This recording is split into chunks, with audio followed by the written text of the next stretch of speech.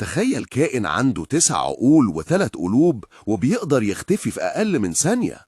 الأخطبوط مش سمكة عادية، ده من أذكى الكائنات في البحر. بيفكر وبيخطط وبيتعامل مع المواقف كأنه إنسان صغير تحت المية.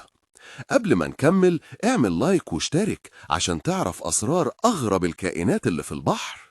تخيل إن كل دراع من أدراعه فيه عقل مستقل، يعني ممكن يفتح قفص أو يهرب من فخ أو يحل لغز من غير ما يستنى باقي جسمه. ولما يحس بالخطر بيتحول لأي لون أو شكل حواليه، يقلد الصخور أو الشعب المرجانية كأنه شبح البحر الحقيقي. ولو العدو قرب منه يرمي حبر اسود يعميه ويختفي في لحظة زي نينجا البحر الحقيقي.